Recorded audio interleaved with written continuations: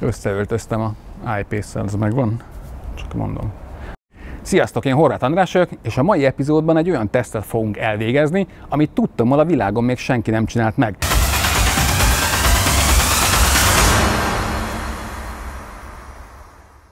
Arról van szó, hogy sokak szerint a Jaguar I-Pace fogyasztása túl magas, de én csak olyan videókat láttam, amikor önmagában egyedül mentek az I-Pace-szel, és vagy 145-tel mentek, vagy 90-nel, és akkor azt mondták, hogy tök magas a fogyasztása, és hogy a Teslának sokkal alacsonyabb.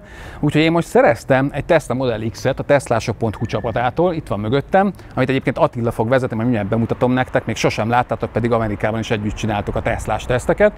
Szóval ő van a Tesla Model X-szel, egy 90 kWh-órás akkumulátorral, én pedig az I-Pace-szel fogom csapatni, egymás mellett, mögött cserélgetve az autópályán. Nekem ugyancsak 90 kWh-órás akkumulátorom van, viszont a Jaguaron ugye nagyobbak a felnik, hiába a gumiszélesség az ugyanaz, mint a Teslán, akkor is a felnik jóval nagyobbak, 22-es felnik vannak a Jaguaron, Tesla Model X-en pedig 20-as felnik vannak, úgyhogy ott van 2 szól diffi, de hát szerintem nem ezen fog múlni. Inkább a légellenállási tényező az lehet, hogy problémás, mert ugye a Tesla Model X az 0,25-ös CV értékkel rendelkezik, a Jaguar I-Pace pedig 0,28-al, és azt sosem tudom, hogy légellenási együttható vagy tényező, mindegy, szóval ez a CV érték a Teslának jobb, tehát ebből adódhat egy fogyasztási különbség. Amit mi most ki fogunk próbálni, az lesz a menet, hogy fölmegyünk szépen az M3-asra, elindulunk torony iránt, megyünk 50%-os akkukapacitásig, és utána visszafordulunk, és a Lukoilnál ott Magyaródon majd meg fogunk állni, és akkor megnézzük, hogy melyik autóban mennyi kapacitás maradt. Hát nagyon kíváncsi vagyok, mert fogalmam sincs, hogy melyik autó mennyit fog tudni elmenni. Én egyébként ilyen 300 km-i távot satszolok, de lehet, hogy mondjuk a Model X az 350-et fog tudni, az I-Pace meg csak 300-at, vagy 300-at,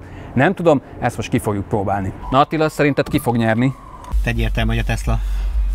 Attiláról tudni kell, hogy az összes fórumot tele írta, hogy tessék a normál ilyen alapvideók alapján, amikor nem volt Tesla az I-Pace, mert hogy tessék, ebből látszik, hogy a Tesla mennyivel királyabb, és a Jaguar nem tud autót építeni, és most nagyon kíváncsi vagyok, aztán lehet, hogy beégsz majd, mert te nem szoktál 130-al közlekedni, csak ilyen 120-al, úgyhogy nem tudod te se a pontos fogyasztását 130-nál. Ez így van, én is 120-al szoktam maximálisan közlekedni, most kiderül.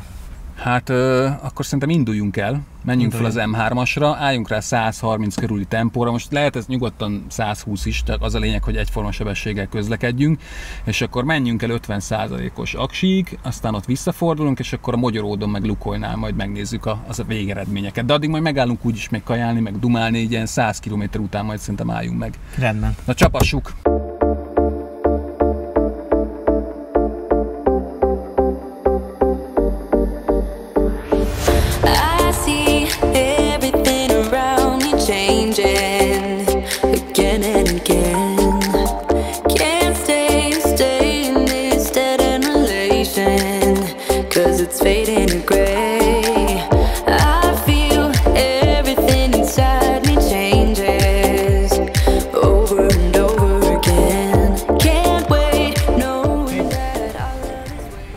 Atikám, 100 kilométert jöttünk, 101-et egész pontosan, és nekem van 64%-on az autóm, neked a Tesla? Nekem jelenleg 66%-on van az autó. Tehát 2% össz-vissza különbség eddig, 100 km után, hát az elég kevés. Hát többre számoltam. Azt hitted szarabb lesz, mi? Igen, azt hittem, bevallom őszintén, hogy rosszabb lesz, de mentségemre én már ebédeltem. Ja, hogy és akkor a súlykülönbség. Igen, jó, ez egyébként is egy rohadt nehéz autó. Szerintem egyébként pont az lesz, hogy amennyivel ez nehezebb és jobb a légellenása, meg amennyivel ezen nagyobb a kerék, és hogy kb. Azért így hasonló lesz. De menjünk tovább, mert azért most az látszik, hogy a Tesla az jön föl, ez meg megy lejjebb, tehát hogy így volt, amikor ez fordítva volt, amikor én jobban álltam, mint te. Úgyhogy haladjunk tovább, még 200 km-t szerintem fogunk menni.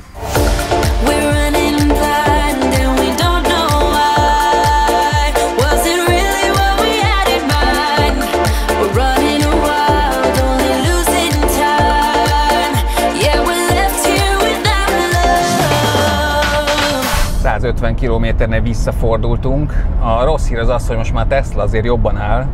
Neki 49%-on van az aksija, nekem 44%-on. Úgyhogy remélem, hogy elérünk azért Magyaródig, ott a Lukoil kútra terveztük, hogy ott a villámtöltőnél lesz az út befejezése.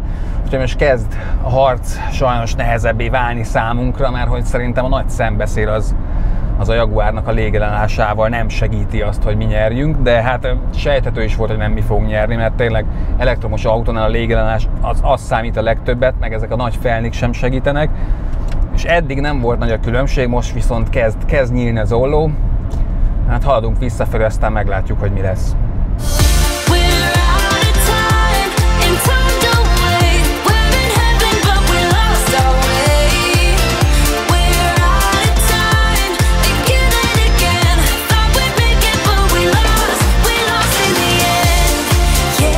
Ugye, tudunk menni egy picit lassabban, mert hogy én ezt így nem biztos, hogy megcsinálom, magyaródik. Lemegyek 120-ra. Akkor a szél van, ilyen oldalszél van, hogy így tökre megnőtt a fogyasztás visszafelé. Neked mennyi most a hatótávod? 141. Nekem 108. Kicsit rosszul állok. Ilyen 30 kilométerrel több van a Teslának a tippelórája szerint. Aztán majd meglátjuk az aksi százalékot, de aksi százaléka is sajnos ilyen pár százalékkal több van neki. Úgyhogy úgy néz ki, hogy hát a nagy szélben a Jaguar az sokat veszít. Hát remélem azért még visszaérünk. Living in a line easy. I don't want it no more. I know one of us is going crazy if we don't let it go. I feel everything inside me changes all over again. Can't wait knowing that our love is tainted. Yeah, tainted. We're running blind and we don't know why. Was it really what we had in mind? Running wild. Most, hogy visszaértünk szerencsésen a Lukoil kútratikán, mit tudtunk meg? Hogy mind a két autó szar, mert hogy hát 130 km/h tempóval nem volt esélyünk megtenni a 300 km-es hatótávot, szóval neked maradt 38 km. Nekem meg maradt 14 km-em, tehát ilyen 20-30 km különbség van a két autó között. Körülbelül erre számoltál egyébként, az 10%. Hát 10%-ra számoltam, igen. Amit én észrevettem, és ami miatt lehet ez a különbség, az egy dolog, nem is a kerekek, nem is a légellenállás szerintem, hanem ugye te chill módba mentél a Teslával. A chill mód az azt csinálja a Teslánál, hogy ilyen nagyon-nagyon finom lesz a gázpedál reakció, tehát ha hirtelen lenyomjuk, akkor nem történik semmi, hanem szép lassan gyorsul, nem vesz ki sokat az akkumulátorból a hirtelen gázpedál reakció. A Jaguarnál meg az van, hogy ha nem tempomattal mentem, és ez elég sokszor volt, mert nem lehetett tempomattal menni, mert ilyen dugó volt, meg lezárások voltak, tehát így egyszerűbb volt nem tempomatozni. Szóval az volt a Jaguarnál, hogyha picit hozzáértem a gázpedálhoz, akkor a fogyasztásmérőjén 60, 70, 80, akár 100 kWh kivételt is jelzett az akkumulátorban, ami a legrosszabb a villanyautóknál, hogyha hirtelen sokat veszünk ki az aksikból. Úgyhogy szerintem, hogy ezt megoldják egy szoftver update-tel, akkor kb. Ugyanannyit fog tudni, mint a Tesla. Viszont azt jegyezzük meg, hogy amit a Björnék mondtak, meg a kinti tesztelők, hogy ez szar a Teslához képest, ez azért nem igaz. Ez nem igaz. Tehát ez egyáltalán nem igaz, mert most az, hogy ezzel 276-ot tudtam megtenni, te meg 289, vagy mennyit, tehát hogy teljesen mindegy. Gyakorlatilag ilyen kicsi aksi százalék az ember már nem autókázik, hanem már jóval előtte tölthettünk volna akárhol.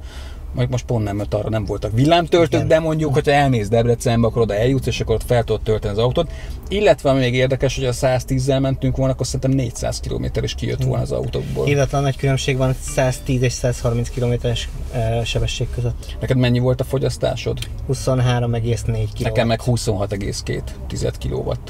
Tehát körülbelül ennyi, és egyébként itt a kijelző nagyon vicces, hogy ez a 99%, mindenki azt hinné, hogy az akkumulátorra vonatkozik, de nem, hanem ennyire szépen vezettem, tehát az 1%-ot nem sikerült hozni, mert voltak a 145-tel is mentünk, beleállt a seggembe egy ilyen X5-ös, és akkor oda kellett lépni neki, és ezért elvesztettem 1%-ot. De egyébként 26,2 kWh, hogy ez mondjon valamit nektek, ez ugye az BMW i3-mal pontosan ennyi lett volna. Hogy tetszik a Jaguar? Gyönyörű. Kéne? Gyönyörű. Kéne. És egyébként most így azt mondanám, hogy elcseréljük el a Teslát. Egy hétig. Egy hétre elcserélnéd? Egy hétre. De örökre nem? Nem. Miért maradsz a Teslának? Szívemhez nőtt a Tesla, nekem az egy álomautó, és nagyon szeretem. Tehát minden ami kell, az benne van, és nekem az jó. Én megmondom őszintén, én ezt választanám. A szerviz miatt, meg hát a belső tér az szerintem abszolút kb. Kettőször szebb, mint a Teslában. Ez gyönyörű. Tehát ugye az összerakás minőség, mindenhez borzalmasan jó hozzáérni. Hát hatótávban egy picit kisebb, de tulajdonképpen mondom, majdnem mindegy, hogy 276-ot vagy 300-at tudunk megtenni. Jó, nem mindegy, nyilván jobb lenne ez is, hogyha tudta volna most hozni ezt. Félútig egyébként egálban voltunk majdnem Az érdekes. Igen. Visszafelé volt a különbség. Hogy szép lassan, valószínűleg egyébként nem volt pontos a kijelzés, és ezért lehetett az, hogy a vége felé nagyobbat változott. Fontos leszögezni, tényleg ezt elfelejtettem mondani, hogy ez egy prototípus ez az autó. Tehát ez nem egy végleges autó. Ezt az autót vezettem Portugáliába is, ezt nagyon-nagyon sok újságíró vezette, hajtották padlógázzal, versenypályán. Tehát ennek az autónak tulajdonképpen a bele ki lett hajtva, és azért egy prototípustól ne várjuk el azt, amit véglegestől, majd a véglegesen megcsinálják ugyanezt a tesztet. Esetleg 110-es, 120-as sebességgel. De le a kalap a Jaguar előtt. Így van. Na, hogyha tetszett az epizód, akkor iratkozzatok fel a YouTube csatornámra, kövessétek a teslások.hu-t, meg engem kövessetek Instagramon, nektek teslások.hu, és akkor megtalálnak Facebookon, Instagramon, kövessétek, tök kevés követőjük van Instán, és tök jó contentet tolnak. Amikor én csinálom a képeket, akkor jó a content. Így van. Külön köszönet a hírkereső.hu-nak, az eBay-shopnak és a Reghozértének a támogatásért, és persze a Patreon támogatóinknak is. A következő epizódig. Sziasztok! Ciao. Sziasztok!